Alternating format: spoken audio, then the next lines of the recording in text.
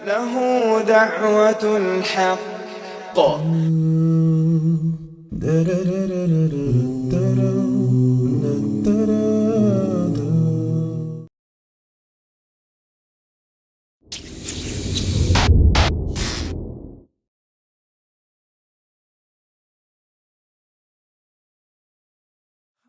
A Latino American lived a criminal childhood and was put in jail for 15 years.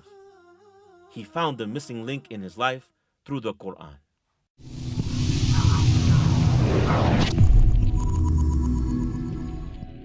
أن تخرج من ضيق الظلماء إلى النور، أن تولد ثانية والماضي مغفور، لحظة أن تشعر بالله في قلبك يقذف بهدى، هذا ما لا يدركه وصف وشعور.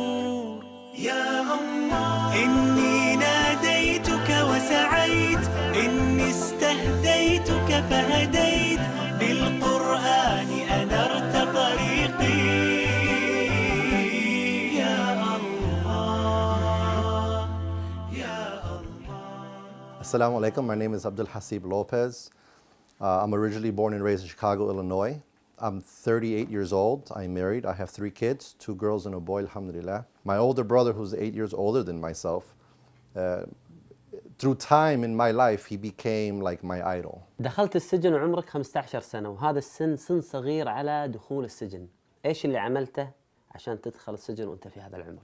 As a kid, being the follower of my brother, who was just a very bad person, and in his early 20s and moving forward, he became like a #1 drug trafficker in America. Something had happened towards my brother in reference to his business, and his business was in the drug industry, the illegal drugs. And so I took advantage of that, an opportunity to prove to him that I can take care of business for him. So I planned for about 2-3 months, and I committed a crime. And the crime was like I tried to murder somebody. From that, I ended up getting into trouble because I ended up getting arrested. But the person didn't die, so that's a good thing for me. The victim of the crime got stabbed 23 times and shot 1 time, and the person still survived. I ended up going to jail for an attempted murder, for an armed robbery, and a home invasion. My sentencing, it was a deal. I made a deal with the state of Illinois and said, look, so we agreed to 25 years. In Illinois, you do half of that. So I did 12 and a half years straight. Throughout my whole youth, and I was in the youth for about 2 years, 2 different places, almost the whole 2 years, many fights. So I became very hard. My heart became very hard, very cold, and I was 15 age, but I had to grow up, really quick. From the juvenile to the adult facility, I got transferred as soon as I turned 18. The first place I went to was Joliet, the big prison. It looks like an old castle. So imagine an 18-year-old going to this place. It looks dead, right? It's an ugly place with fences everywhere. While in prison, the journey of my life in reference to finding myself spiritually began. That was something that, because I knew it, and that's something that I had growing up, that's the first thing I linked to. So the first book that I would read was the Bible. سبحان الله، شيء عجيب شيخ عبد الحسيب. يعني أنت كنت في السجن في هذه البيئة الصعبة بين تجار مخدرات، المجرمين، العصابات. هنا وجدت الإسلام ووجدت الهداية. كيف؟ I end up surrounding myself by people who always read. They were known as Moorish men or Moorish people, and so they followed a sect of a religion of an aspect of Islam that was called Moorish Science Temple of America. After I read the book called the Holy Quran, but not the Islamic Quran in Arabic, in this time frame, there's a friend of mine his father is Arab and his mother is white American. When he would see it's about Allah or about Islam, he would say that's not Islam. That's not the real thing. That's something that's, it's fake. When he told me he was a Muslim and that the book he had was a Quran, I was surprised and I was amazed. So sometime after that, I had issues with my roommate. We didn't get along. I didn't want to be with him. He didn't want to be with me. So I wrote a request to the administration and said, move me. They said the room number, and I'm thinking, who is that? I'm like, oh, that's that Muslim. I remember the first day I went into the room, very clean. He had a Quran. The towel was wrapped, and he had it on top of the TV. The toilet, there's no seat cover, but he had it covered. The night we became roommates, he starts to tell me, so I'm a Muslim, I pray 5 times a day, I do ablution, wudu, and sometimes I get water everywhere, but I clean up and stuff, and so in the mornings I pray, and so if you're sleeping, I'm letting you know now, right? So I'm like, okay, not a problem, I pray too, I told him. I pray 3 times a day. I'm a Muslim, but I don't know what the Quran is. So he starts to tell me little by little, oh, I know what you're following, but that's not really true Islam. This is true Islam. Muslims pray 5 times a day. أنت أخبرتني شيخ عبد الحسيب أن لما أهداك صديقك في السجن القرآن الحقيقي ماذا وجدت فيه؟ SubhanAllah, there are so many chapters in the Quran with so many verses that talks about the grandeur of God. But the one verse for me that topped all other verses was the verse where God himself tells the reader that today I have perfected your religion, right? And this is the thing that I have for you. And pretty much ending that particular verse with naming that religion.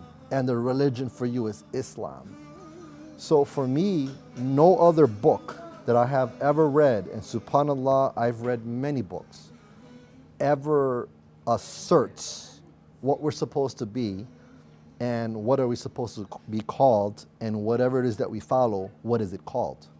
And that verse answers those 3 questions easily. اقرأه في قلب خشوع تلقى الصعد بين الضلوع ولسوف تنهمر الدموع وستزهر الدنيا ربيع اقرأه في قلب خشوع تلقى الصعد بين الضلوع ولسوف تنهمر الدموع وستزهر الدنيا ربيع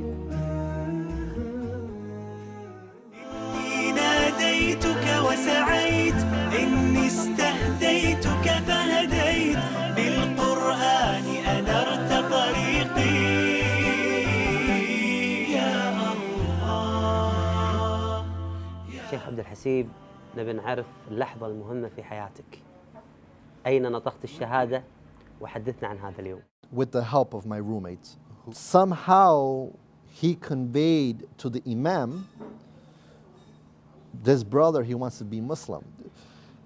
In that time, I remember reading about it, the Shahadatan, you read about it. But when I said it, even though I didn't understand it, I knew that it was something big in my life. That feeling was the best feeling, subhanAllah. So I'm coming out of prison, alhamdulillah, as a Muslim. And the one thing that I was anticipating the most was, having a Muslim sister, right? And so I would have never imagined, let alone being Muslim, to find a woman that's Muslim. There was a sister who was a Muslim who knew me, and she told me, I have somebody for you. At that time, I had literally wrote out requirements, many of them, 11 different requirements. And I told myself when I was writing this out, not one woman on this planet is going to have all 11. And so I met her, we talked. I told her my intention, I'm looking for a wife and maybe you could be her. So, this is who I am. This is my past, this is what I want, and this is where I want to be. 12 days within that honeymoon period, I get arrested, right? And so in that arrest, I got released on bond the next day. And when I learned what I was arrested for and what the charges were, you know, it just didn't make any sense to me, right? I didn't do it though. I was actually innocent of going back to jail of that actual case. There were 3 charges. They said not guilty, then they said guilty and guilty. I don't know why and I don't know how. That day, it was very emotional. I was 5 months pregnant with my second child, and I had a 8-month-old baby too. When the jurors got together, I told his sister, let's leave the room because I don't want to see that part where they say he's guilty. So me and her left, and we were outside the courtroom. I was broken. When I'm in this place, I'm hearing that, her screaming, you know, and so I'm looking down, and it's, you know, this whole environment of prison is made to make a person psychologically feel depressed and sad. I'm in the line, and they're telling us, okay, we're going to go to the hospital. We have to get checked. We have to get processed. There's 2 lines, and I'm on this line. There was another guy in the front. He turns around, and he looks at me and gives me a grin. And I look at him, I'm thinking, you know, I don't know him. I've never seen him before. But we go up, now he's behind me. As we're walking, he taps me on the shoulder, and he says, don't worry, Akhi. This is a test from Allah. I turn around, he doesn't look Muslim. We go into the room and we sit down, and he sits next to me. His name was Muntasar. 101 days for me to just sit there and say, you know, okay, you know. I was doing my prayer, but I was doing it because I knew that's something I had to do. My heart was not in the prayer. I'm looking at the Quran and I'm thinking, okay, you know, I want to pray, I have to pray, but I want to read Quran. And so I grabbed the Quran, and the one I had was English. They didn't allow no Arabic. And so as I'm just going through it, and I open it, you know, I'm reading it, but there was a verse in there that captured me. And the verse was basically that, you know, don't worry, you know, nothing's going to happen to you without Allah knowing about it. In other words, Allah knows everything that happens to you, and it's ordained. It's a test. هل تأثرت علاقتك مع أولادك بعد دخولك السجن في هذه الفترة؟ I remember one time my wife brought the kids. Something happened where the officer did something and I had to go to him. So as I'm standing like this with him, my older daughter, she's running around, and I'm talking to this officer, and he's being rude, and he's telling me, you can't do this, you can't do that, you're supposed to do this. And I'm like, you know, what do you expect? You know, what if you were in my shoes and this is your daughter, you know? He didn't even have time to sit with us. He went there, he was telling them, you know, at least it's only 4 hours, let me get to hold my baby, you know, be like a normal dad. But they said no. So he sent us back. He said, just don't worry about coming here if this is how they are gonna be. And you know, we left. My wife was the backbone. My wife was very strong. And she would ignore, you know, I told her, don't come with her, she'll come anyways, you know. And she'll always say, you know, sabr, you know, be patient. You know, it's a test. Not only for you, Abdul Hasib, it's a test for me. It's a test for everybody, you know. So,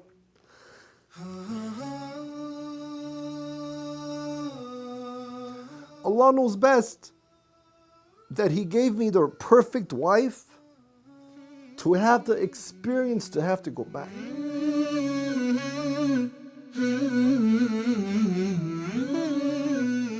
أنت مريت بابتلاءات كثيرة، وهذا الابتلاء العظيم اللي أنت مريت فيه أريد أن أعرف وكلنا نعرف ماذا تعلمت من هذا البلاء.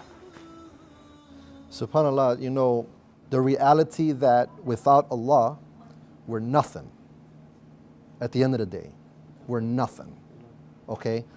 So Allah gives us responsibilities. He gives us our name. He gives us our career of what we're supposed to be in our life. I didn't have that in the beginning.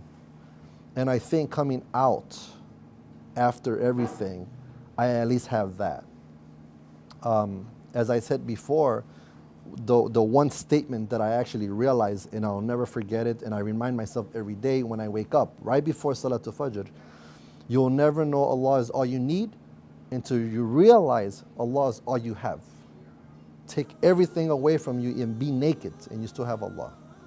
And so I come out not just a better Muslim, but I understand my role in this dunya. كل إنسان فينا ممكن يمر ببلاء، يمر باختبار، مثل أخونا عبد الحسيب الله سبحانه وتعالى ابتلاه بالسجن بوقت صعب. ممكن واحد فينا يبتلى بخسارة ابن، بفقد ابن، بخسارة مال، أيا كان هذا البلاء، ولكن الناجح الذكي اللي يصبر عند البلاء ويستفيد منه. الله سبحانه وتعالى يقول: ولنبلونكم بشيء من الخوف والجوع ونقص من الأموال والأنفس والثمرات وبشر الصابرين الذين إذا أصابتهم مصيبة قالوا إنا لله وإنا إليه راجعون أولئك عليهم صلوات من ربهم ورحمة وأولئك هم المهتدون. الله يجعلنا وإياكم من الصابرين. في كتاب الله قلبي صار حي